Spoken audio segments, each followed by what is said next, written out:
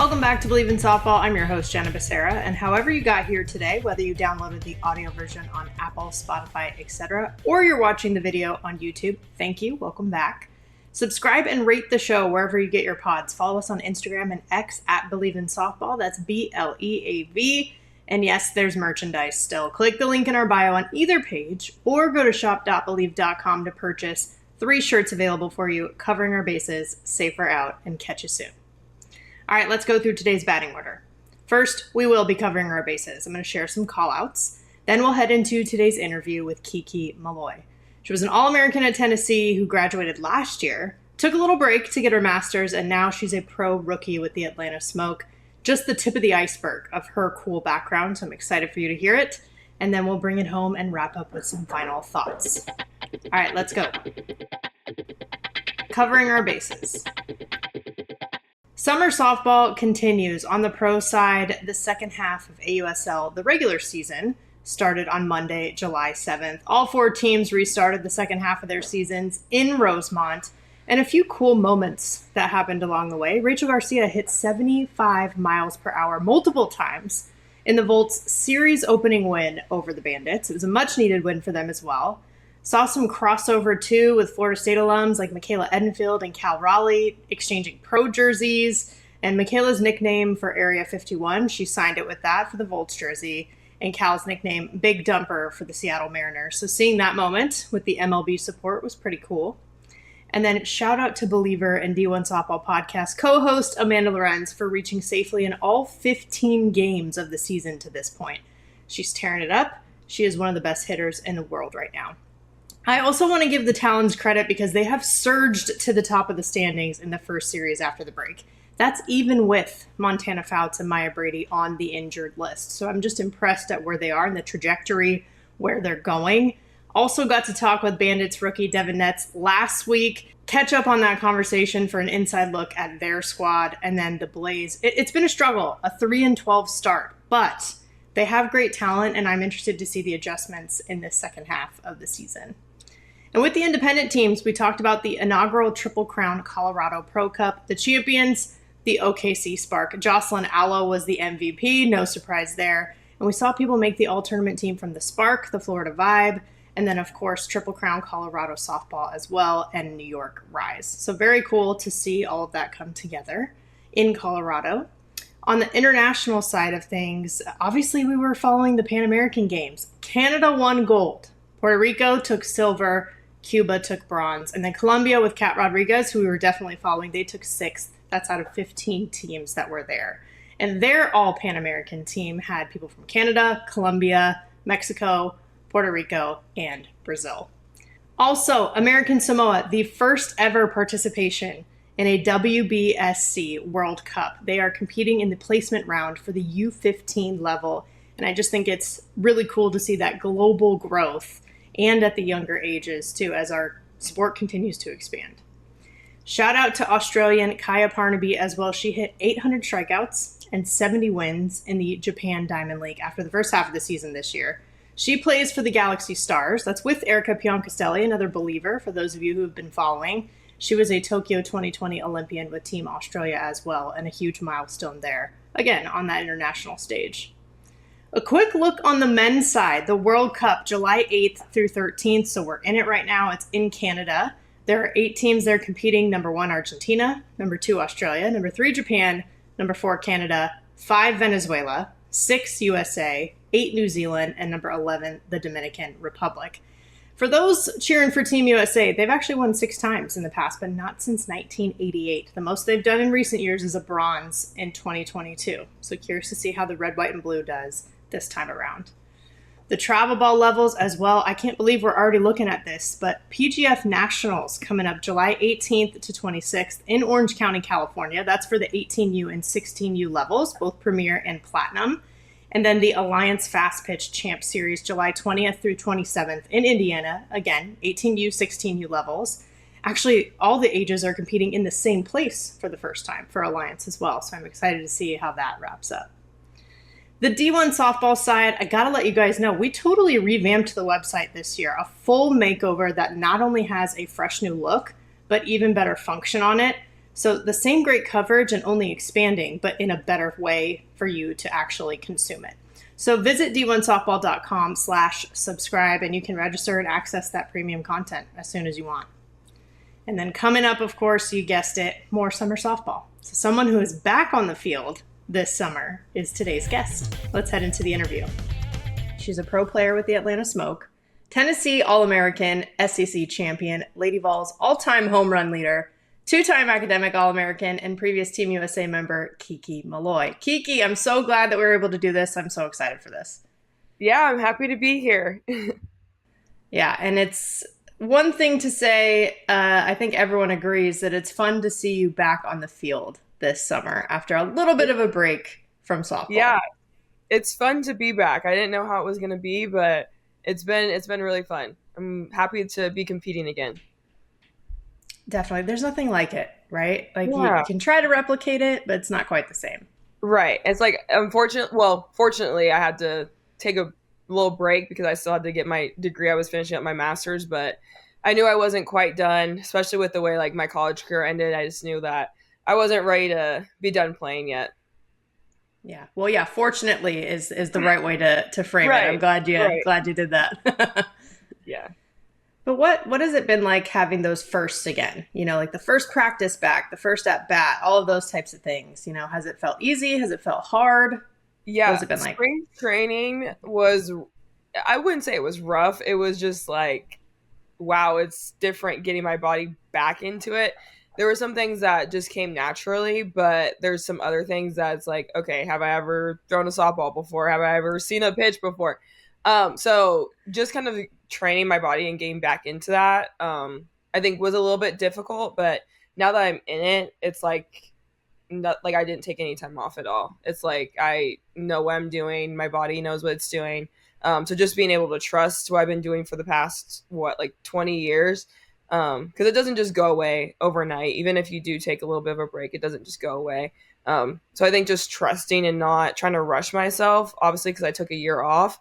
So not trying to be perfect. And I think that's just been what's allowed me to be successful in this area right now. Not trying to be perfect. It's so Right. easy to say. It's hard to do. Very, very hard to do, especially like with my personality. Like I always want to get out there and compete and be the best, but I had to give myself some grace. And luckily I have some good teammates and my family and just everyone around me just kind of saying like, hey, you haven't played in a while. Like it's not, you don't have to be great right now. Like you're working through some things. And I think just finding peace in that. Absolutely. Did you fully take time off? Like, did you get to be what we call a NARP, a non-athletic regular person, for those who don't know? Did you get to do that? I did. So like at one point in time, so I was finishing up my degree for the fall semester. So during that time, like I even completely stopped lifting. Like I didn't, like was still working out, but I didn't lift. I didn't do anything. Only thing I did softball related was I gave lessons, and that's just, just so I had a job and was working a little bit during school. But that's really the only thing I did. So yeah, I was a NARP, and that was interesting, and I enjoyed it because I was able to go out and do things, and then I was able to go to Oklahoma and see my younger sister play, which I wouldn't have been able to do. Like, so I think there was joys in it, but also I was like, I'm over it. Like I'm ready to get back into it. It's so different.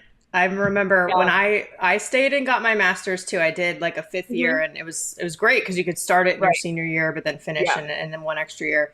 But my eligibility was up. I didn't end up going to play pro or beyond that, so Yeah. I got the 1 year in Mhm. college as a NARP. We used to call it, civilians, muggles, whatever you want to say. But I did get that 1 year, and I did think it was helpful. Even if I would Yeah. have kept playing like you, I feel like it's a Yeah. nice little reset sometimes. 'Cause you played for so Yeah. long. So long. Like with COVID, that was a whole thing. Going through that, like my first couple of years, because even though we were still able to play, like we had masks and everything, you had the social distance, and then having that fifth year, like I kind of got a little burnt out. So I think me taking a break, I was able to find the love for it again, and just have that want to get back into it, like want to do this for myself instead of like having to do it because everyone expected me to go pro, everyone expected me to do that. So like me wanting to do that myself, I think is why like I like have more enjoyment for the game. Mm, very true. Yeah. And you talked about how your family's obviously been supportive. They've been there the whole time throughout your whole life. But when you're having these conversations with them, especially your athletic parents, Yeah. was that like to get back into it? Honestly, I think they were a little bummed out, like, because I didn't even really talk to my parents when I didn't go into the draft last year. Yeah, so I didn't even really talk to my parents, and then they were just like, "Oh, you're not playing this summer." I was like, "No." Which, realistically, looking back at it, like I definitely could have played because obviously I'm not in the corporate world right now, so I definitely could have. But I was like, "No, like I'm not going to," because I had to do a summer internship for my master's program. And so I think that was a little disappointing for them just because, you know, I've been doing this my whole life and it just kind of abruptly stopped. Um, but I think once I did tell them like, hey, I'm thinking about going back, they were so excited just because I think they saw that I had love for it again and that I was doing it for myself. That part's the key part right there. Yeah. Not doing it just because you should. Like you said, people Right. thought, like, oh, I'm going pro. I'm going to do this. I'm going to do that. But you Mhm. wanted it and you knew Right. that. Right. So I think, yeah, I love it and I love my team that I'm on and I love just my teammates and playing again. So it's been great. And for those who don't know, I obviously mentioned how athletic your parents are. But yes, your dad being 15 years in the NFL, Hmm. a Pro Bowler, but Yep. also playing baseball at UW. Got to give the Yeah. bat and ball sport some love too, Hmm. But then mom, two-time All-American, Yeah. sprinter at UW. I mean, hey, that Right. they get it, right? So that's They do. helpful. Hmm. Well, I think everyone's always like, "Oh, where'd you get your speed from?" And everyone thinks it's my dad because I know my dad gets a lot of love, but my mom's a pretty cool woman. She's pretty cool. But I'm like, I get my speed from her. Like, she's a two-time All-American. Come on now. Yeah, shout out to mom. Come on. Yeah. Let's go. And I also my older sister, now my younger sisters. So it was a very competitive household, to say the least. And do you think that I'm sure it did shape who you became and who you're still becoming, having that in Oh, your household? of course, of course. It's like it doesn't matter what we were doing. Like we were competing. It's loud in there, very loud. Like my boyfriend, he's kind of quiet, and sometimes I'm like, "What are you saying? Like, come on!" And so when I brought him home for the first time, he was like, "This is crazy." So it takes an interesting individual to fit in there, but you know, we get after it. It's fun. It's a lot of fun. That's the main thing. Because, like you said, you want to be in a place where you feel like, I love this, I'm having fun. So, if that's Right. instilled in you at a young age Hmm. to have fun, even though, of Right. course, you're so competitive, Yeah. that's key. Yeah. Yeah. But there'll be times like we were out in the batting cages in our backyard, and when I used to pitch, I didn't do that obviously. But when I used to pitch, like there'd be times where I was pitching to my older sister, my dad'd be like, "Yeah, go get her," and then he'd be like, "Oh, like hit a bomb off her." So I'm like, "Golly, like you're pitting us against each other," but I think that's how we got better. Like just that competition, like always wanting to get better. Yeah. Because I So know you've said often that your parents told you you're going to be elite at whatever you do. right, right, and I think So, they even yeah. now like if I chose to not play softball, like in my career, like they wanted me to do what I wanted to do and like be the best at it. It's big for parents to do, especially parents who love sports, right? Like to Right. not put too much pressure on you to do what they did, but to say, hey, Hmm. whatever you do, we got you. That's actually Right. really big for Yeah. parents. Yeah. Yeah. What do you think made you take more inspiration from, hey, you're going to be elite at whatever you do, than pressure, for example? Um, I think it helped having an older sister that I could look up to. Um, and then also just having the parents that I had because obviously like I could see it being different and being more pressure if I had a parent that like wasn't a professional athlete or had a parent that wasn't like an elite athlete in college. But I don't think we took pressure from it because that's just like how I grew up. Like it was nothing else. Like, but also like the elite part came from us putting in extra work. So I never felt pressure because I knew that I had prepared on the back end for it. Like, and if I didn't prepare on the back end, like, I was gonna know. Like, my parents were gonna tell me, or my older sister was gonna tell me. And then I also have two younger sisters where it's like, if I wasn't doing what I needed to do, how are they supposed to do what they're supposed to do? Because they're obviously the ones looking up to me. So I think that's why I never took any pressure from it, because from a young age, that's what I was told. So it was never anything different, you know? Yeah. Well, Like, and it if was you're almost weird. Sorry. It was almost weird getting into college when my parents kind of backed off a little bit. I was like, where are you guys at? Like, where they're like, you got to figure it out now. Like, this is basically like the pros at that time, because softball is still really growing. They're like, this is like the most elite level. Like, you got to figure it out yourself. So, yeah. But preparation, like you said, that's everything really, because that gives you confidence, right? Like that makes you feel like, well, I've done everything I can do. Now I can just be present. But without that preparation, that's when you start to get, oh, that maybe there's some doubt, or maybe there's this or that. That is so key. Yeah. Yeah. I mean, I remember Coach Karen, like, she would always say, like, you don't rise to the occasion, you fall back on your preparation and like your practice. So, you know, if you haven't put yourself through those situations in practice, like, how do you expect to perform in the game, or when those high pressure situations come up, if you haven't emulated that multiple times throughout practice? It's so true. Mm-hmm. Again, easy to say, but so true when you actually live it. Yeah. Mm-hmm. Mm-hmm. But you've also given obviously credit for your growth to your time with Tennessee as a program, and of course playing for the weeklies. So how would you describe just the impact that they had on you? I mean, I only played for Coach Ralph for my first 2 years, but one of those years was COVID. But I think just the legacy that he has in the game, I think made me have a lot more respect for softball, because I think when you come into college and you're like a young adult, you just came from travel ball, like, you don't really know the weight that, like, you have being a lady Vol, or even a Division I college athlete, to like the younger players. So I think just seeing the legacy that the weeklies and Coach Ralph have created, I think gave me a lot more respect for the game.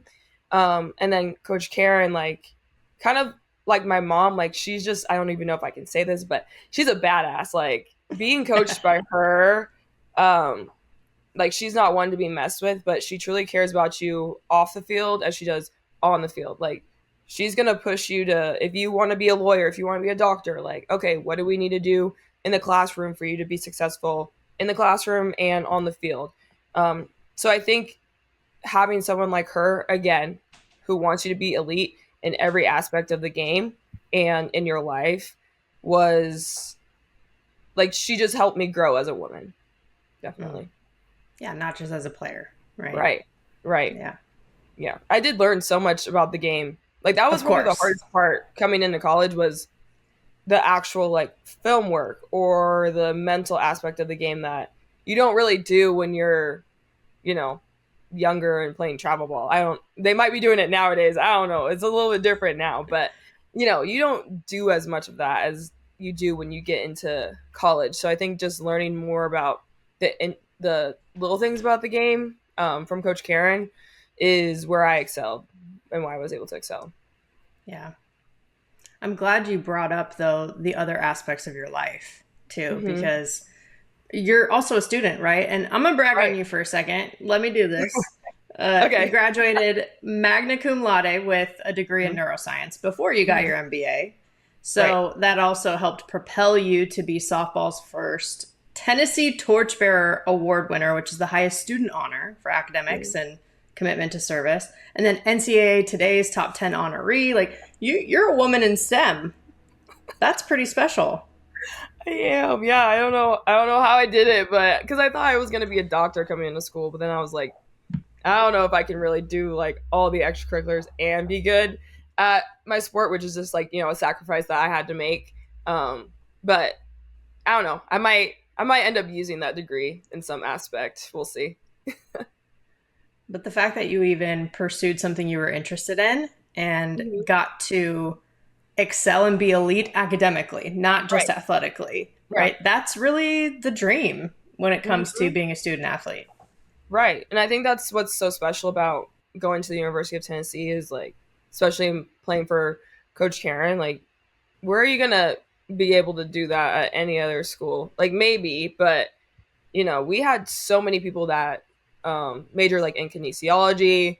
I mean, shoot, Ashley Rogers, she's in medical school and she was an All American. So, like, you can just see all the people who were elite athletes at University of Tennessee, but also are excelling in their careers and very, you know, like very good at their careers because Karen made sure that we were able to pursue what we wanted to pursue.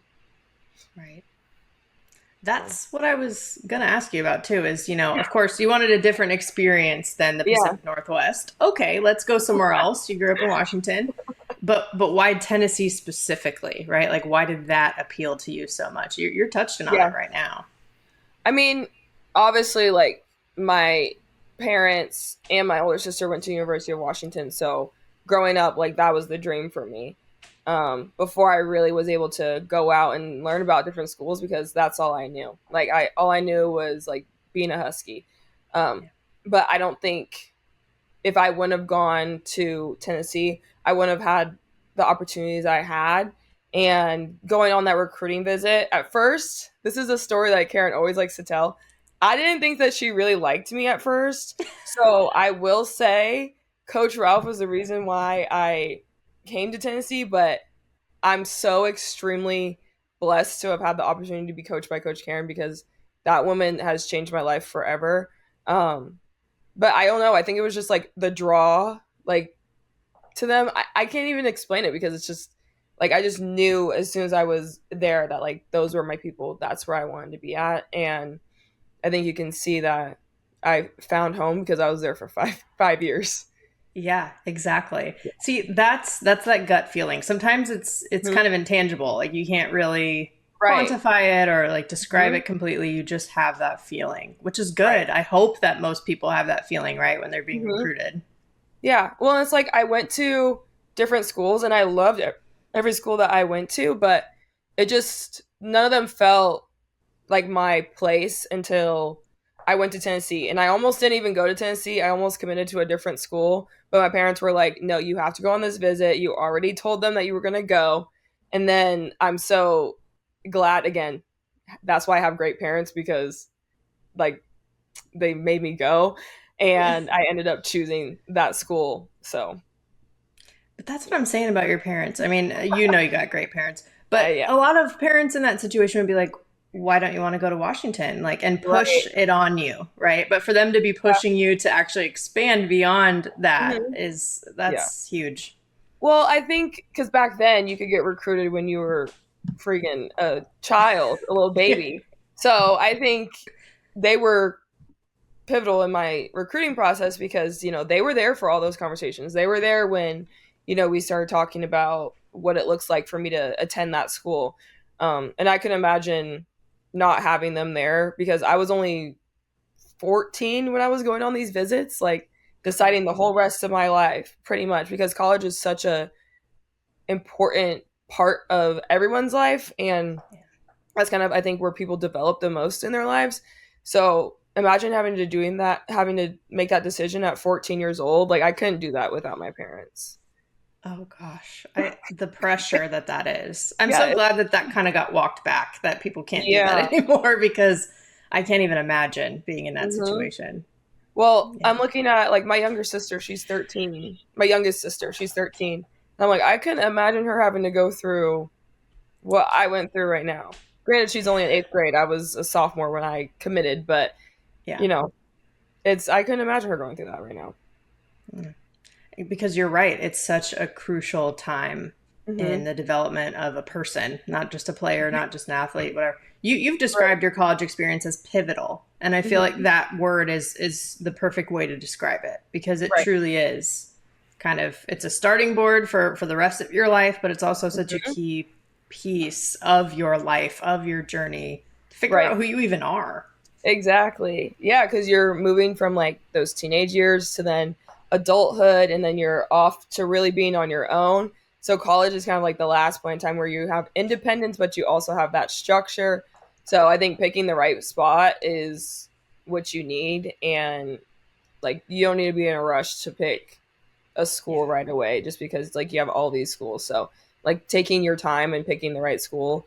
And luckily I did when I was young. But yeah, I'm more than happy with my choice.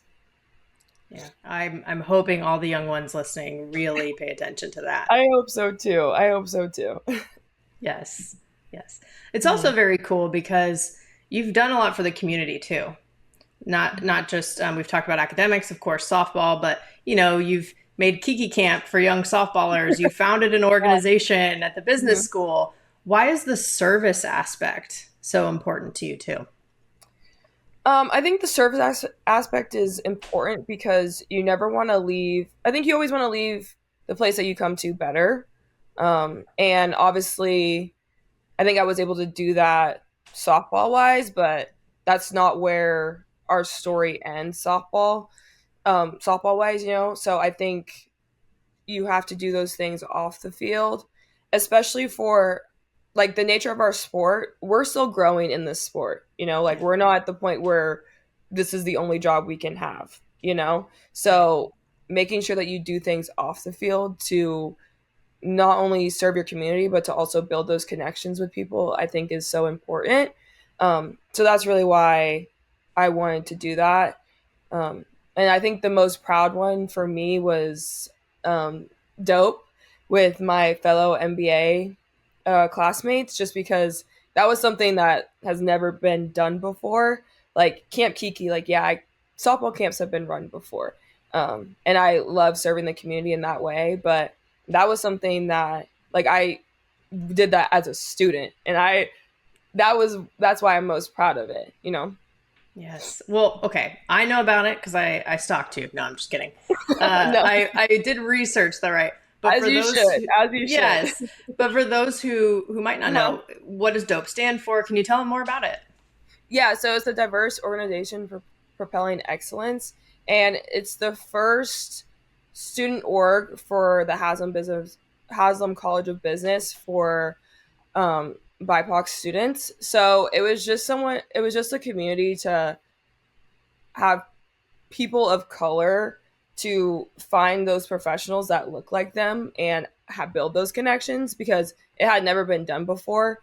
And so to have that and to have that community for people to get access to it, like we had a women's MBA, we had a veterans MBA, but we never had one like specifically for us.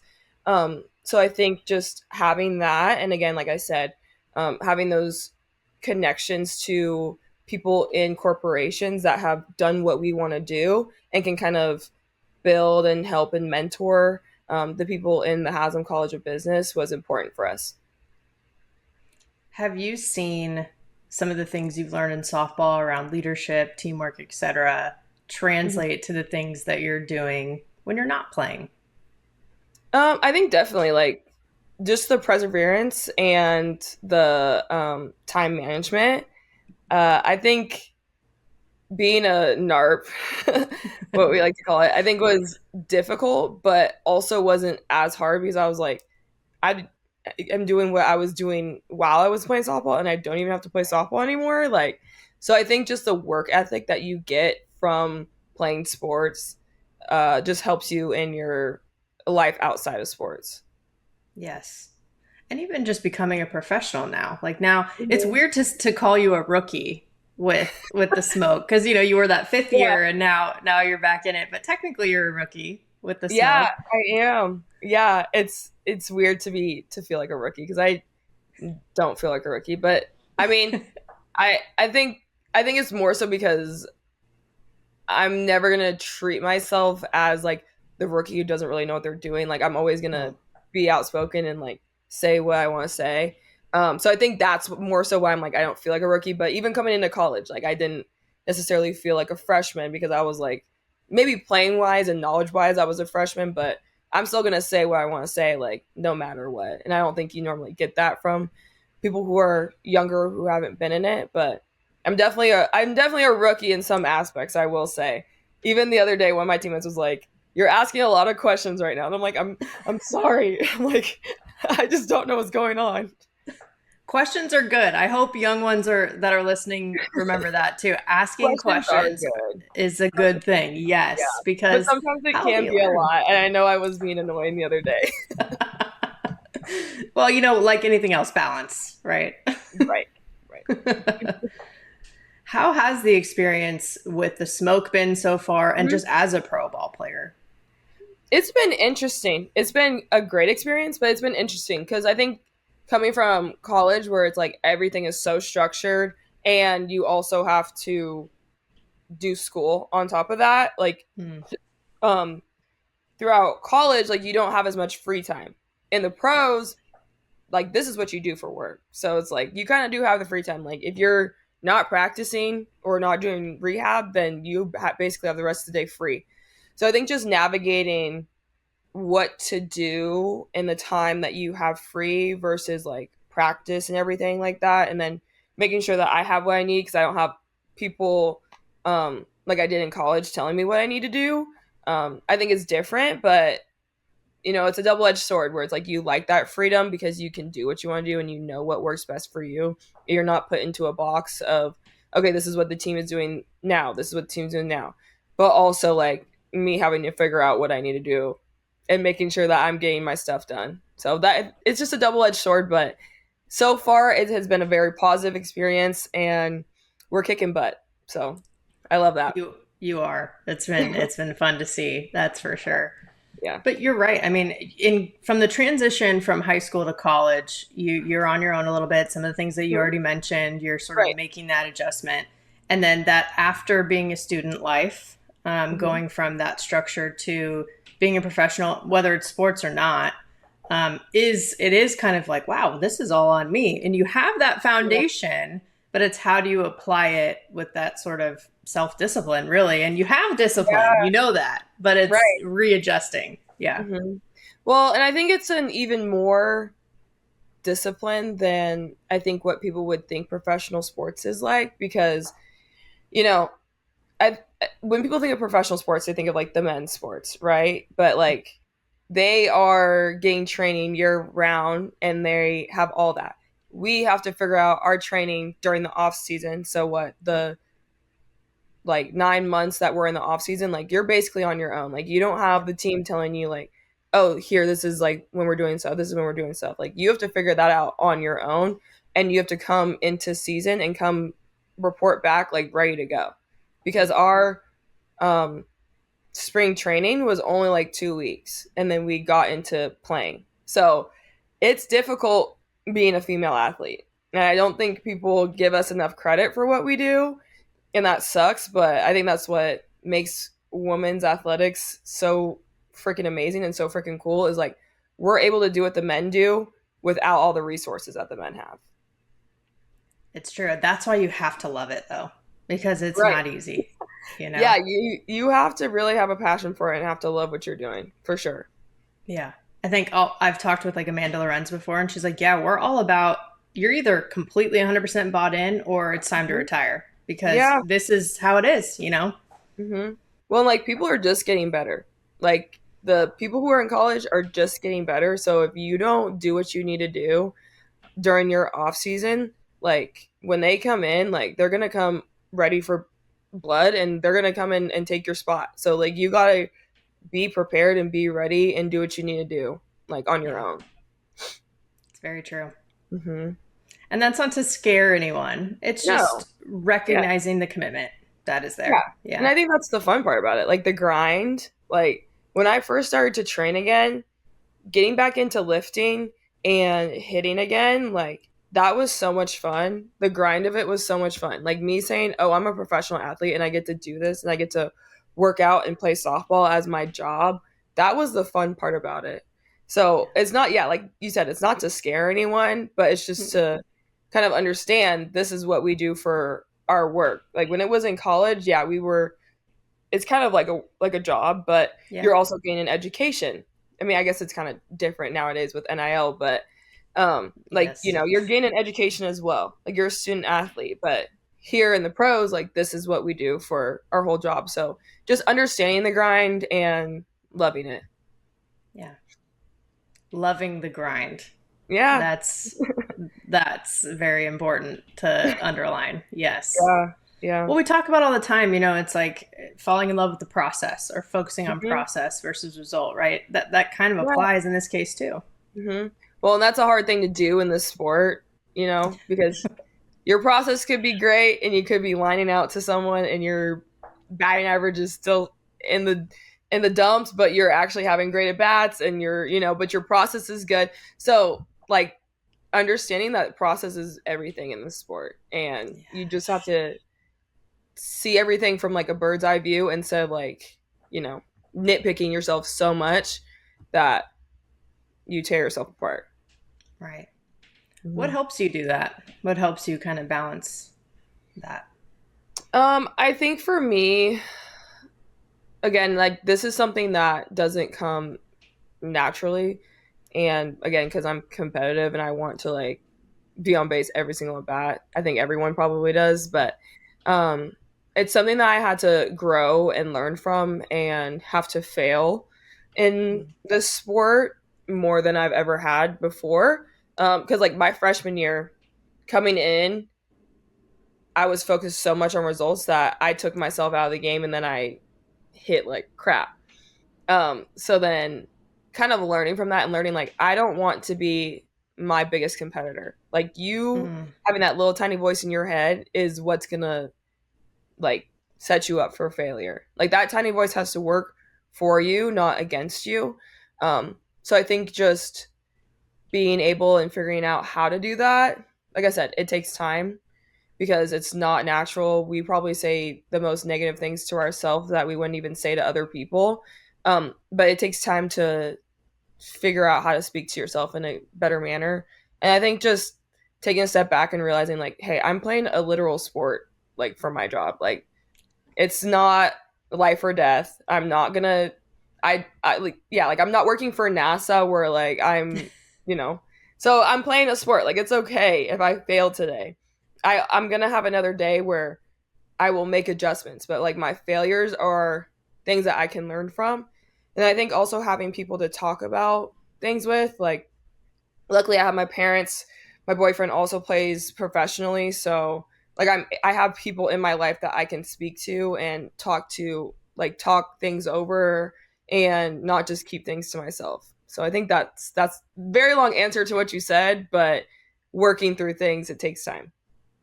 so many things you said just spoke to my soul, honestly. I did the same thing freshman year, too focused on results in my Yeah, own way, exactly the way that you just laid that out. So I can yeah, totally relate. yeah. And it's like you're like, oh man, I wish I would have learned this sooner so that I would have Right. not done that. But Mhm. it's meant to be what it's meant to be for that Yeah. lesson. Like the people who win freshman of the year, like I don't know how they do it. I don't like all kudos to them because like I was nowhere near that mentally, and I don't know how they do it, but that takes some grit and some yeah. So I think you Yeah. just got to go through it. You got to learn. I think you need those hard times, like, and you need to learn from them to be able to know how to get through them, you know? Yes. Yeah, because are there highs? Is there such thing as having a high without a low? I mean, would it even Right. feel like a high if you didn't experience the Yeah. opposite? And I think in the world of sports, I don't know why I can't freaking speak right now. Sorry. Adversity. You're working through adversity. Right. No, I'm just I'm kidding. like I'm working through it.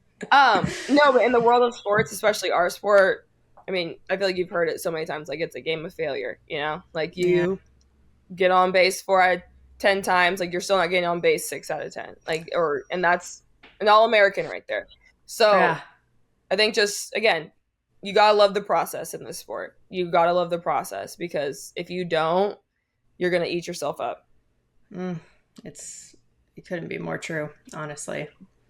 Yeah. But now that you're with that new team too, it always helps when you think about your team. I think when Hmm. you're in the thick of that process, right? Yeah.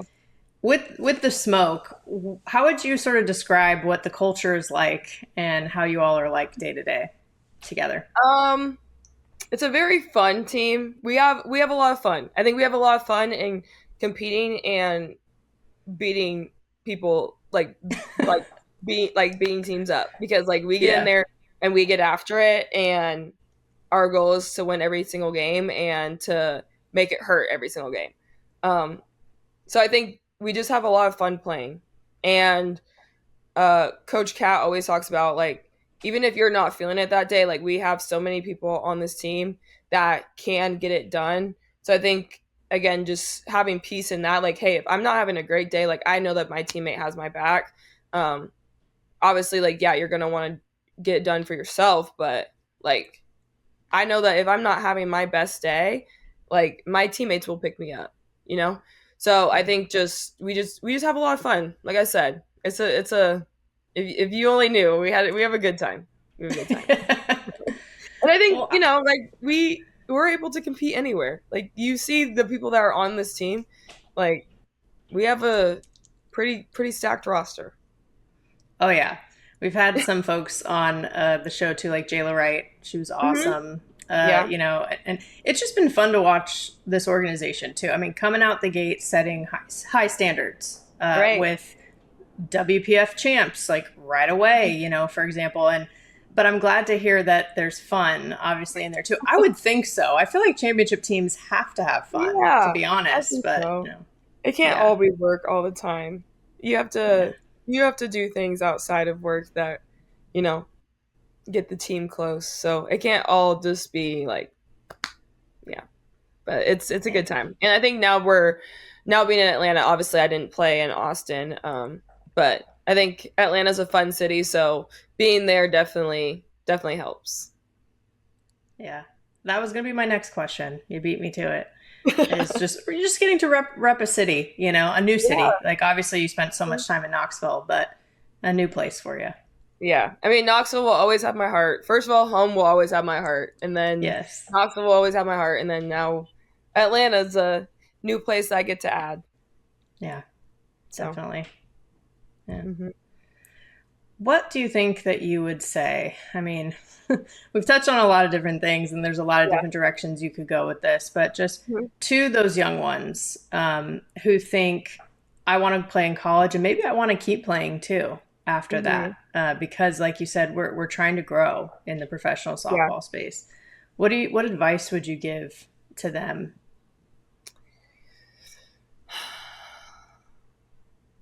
I think for me,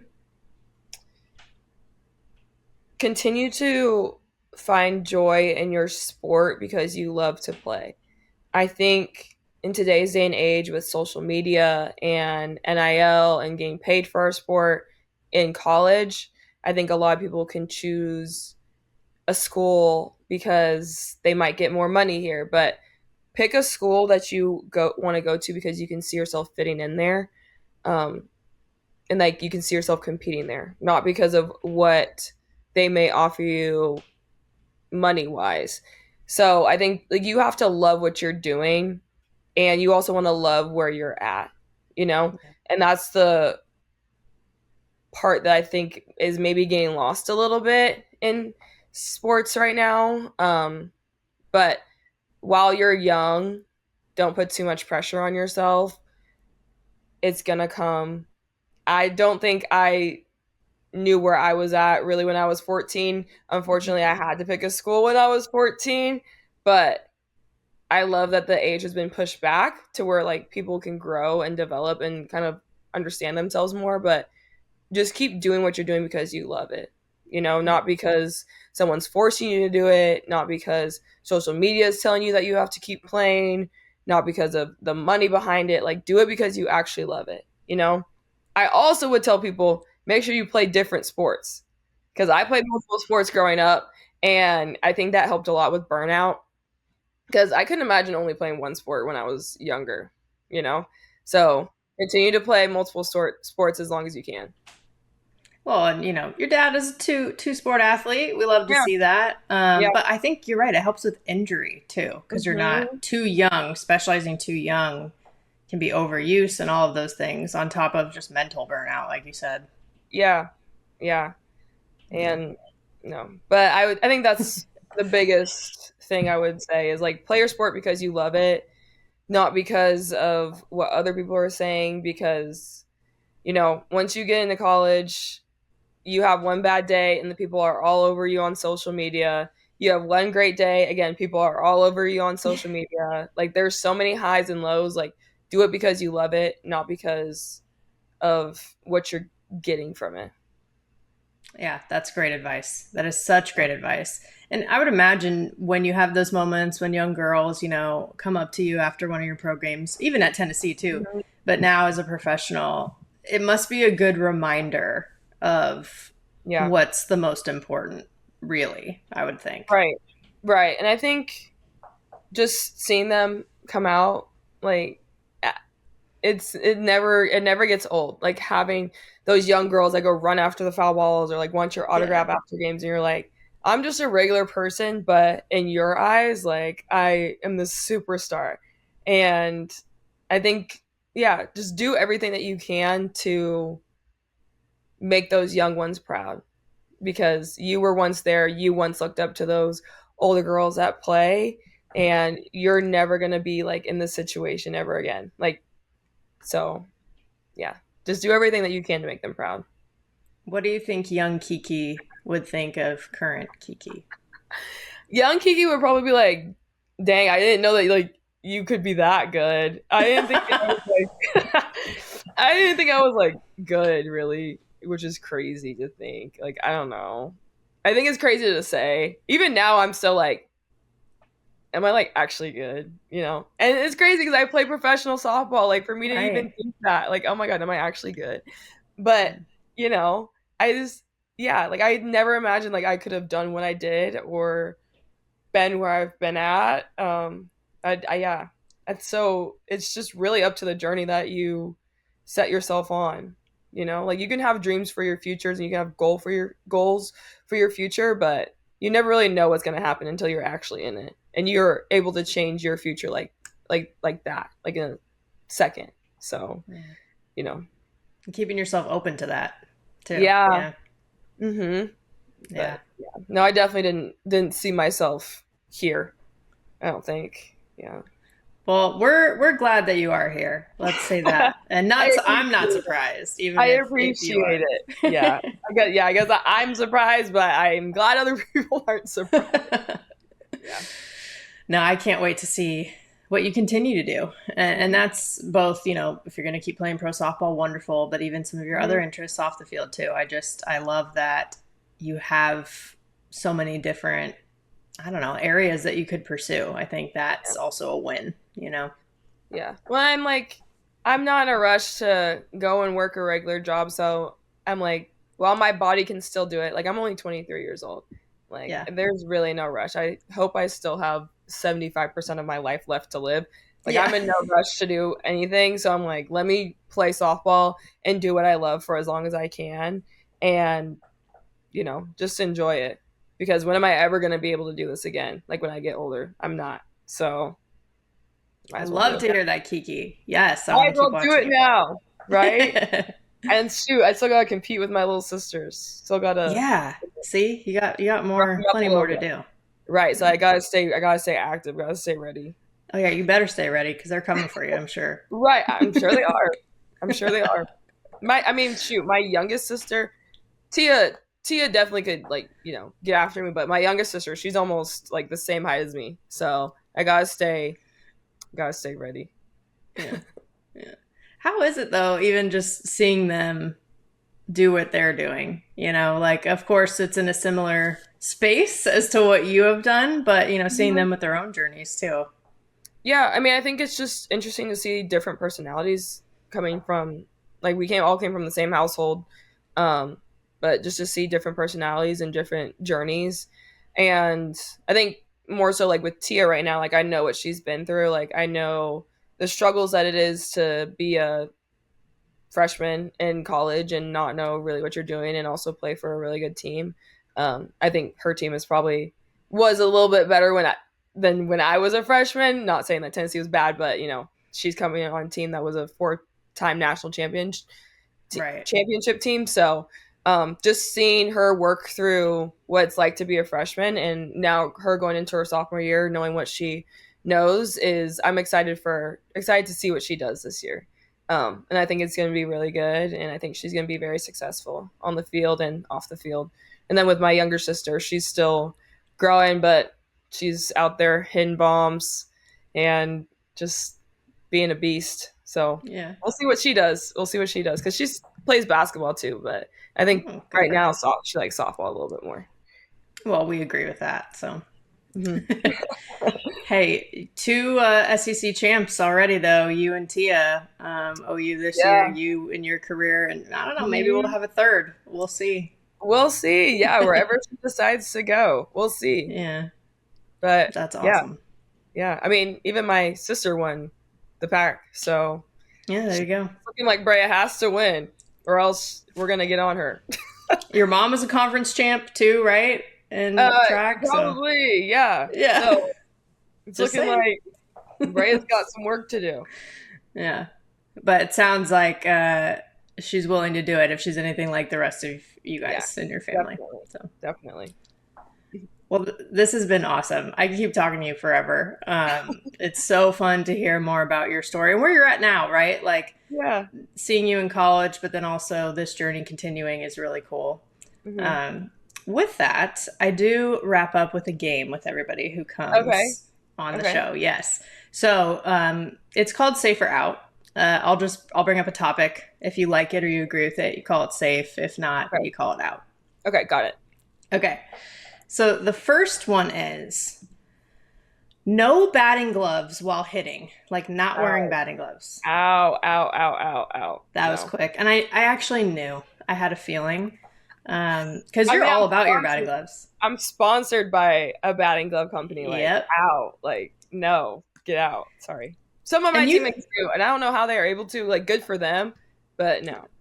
Not for me. But you design yours, right? The Franklin gloves, like you have designed different colors and things. Yeah, so you can do different custom colors. Like I was able to gift some to my little sister's team. So yeah, I was able to do that.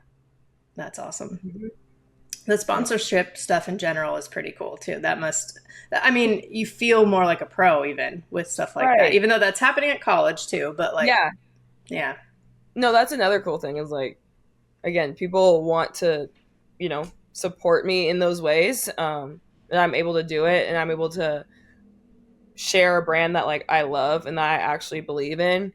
I think that's the important part of whenever you do sponsorships and brand deals is like, just because an offer might look good, like you have to make sure that you actually support that brand and you actually want to use that brand, because if that brand ends up being crappy, that's your name and image on it, right? Yeah. So you actually have to believe in that brand. Right. But it goes back to what you've been saying this whole time. It's like just staying true to yourself, essentially. Yeah. All right. Well, that was the first one. Second one is we alluded to this, but the transfer portal, safe or out? I'm going to say safe because, do you want me to explain it? Or yeah, you can explain it. Yeah, safe, go for it. Only because if it's used right, safe, right? So it's like maybe I guess under review, but I think it depends if it's used right, because you might not find your home the first time, but as long as you're transferring for the right reasons, it's safe. And how would you define using it right? You've touched on it, but I mean, I think I have a different viewpoint because I came into school without NIL and then NIL came. So I think for me, it's like finding your home where you're going to be best playing wise and academically. But I think for other people, there's different reasons. Yeah. Well, like you said, I mean, not everyone gets it right the first time. Not everyone has that, like what my mom always called that warm, fuzzy feeling, like what you had when you visited Tennessee, right? So you're allowed to make adjustments. Right. Well, like some people, like you have to get in college and experience what it's like to play at this level to, I don't know, maybe go different places. So it just depends. Yeah. Yeah, totally fair. Right. All right. The last one is bat flips. Safe or out? Out.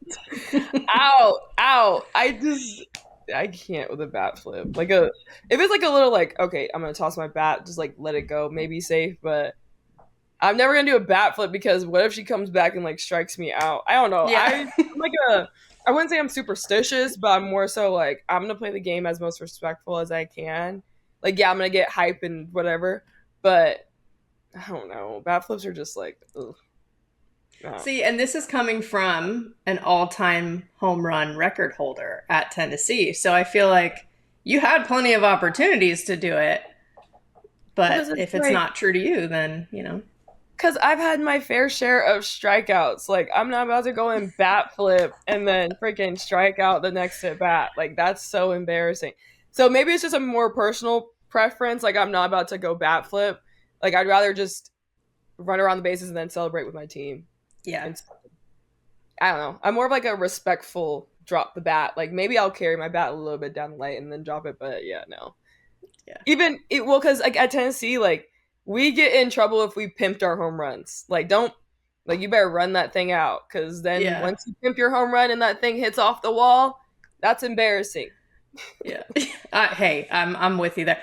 I also was going to say that because I was going to say, I don't know that I see Tennessee. I don't think I see players really doing that in general. You know, there are certain programs that it's just. Teammates get put on the bench for jogging out a home run and then it hits off the fence. So no, we don't do that. Yeah. Yeah. I mean, well, that's a good if you know it's out, yeah, you can jog off the bat, but you know, yeah. You better I tend to lean more with you on this one too. But also like I was not a home run leader. That wasn't necessarily I hit some, right? But it wasn't my like, core, you know, I don't know, tenant to my play. So I was not about it. Like, I'm saying out and like, please don't have there be a video of me out there like freaking flipping my bat. Oh yeah, no, now we're gonna go digging for it. No, right. So I'm like, I don't know. There might be, but I'm definitely not doing it every single home run for sure. Yeah, that's fair. That's fair. And like I said, you have plenty of opportunities too. So if you don't, then that means it's just not for you, and that's fine. Yeah, that's okay. To each their own. Exactly.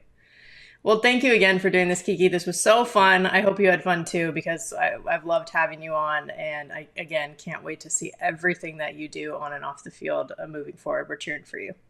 Yeah, thank you so much. This was great, and I had a great time. But yeah, thank you. I always love learning how someone's background has shaped them. And Kiki's got such a cool one on and off the field, whether it's family, school, softball, etc. So many cool things going on in her life. And it's not only how it's all shaped her to get here, but also how it will keep shaping her on her way to get where she wants to go. I'm excited to see it. So with that, let's bring it home. You've been listening to Bleav in Softball, part of Bleav Network. The show is available anywhere you get your podcasts, wherever you listen, including Bleav.com and YouTube too. Subscribe to the show, rate the show, and if you liked it, write a review. Follow us on X and Instagram at Bleav in Softball. Again, that's BLEAV. You can reach out to me personally on X at Jenna Becerra01 and Instagram at Jenna Becerra as well. As always, thank you for tuning in and catch you soon.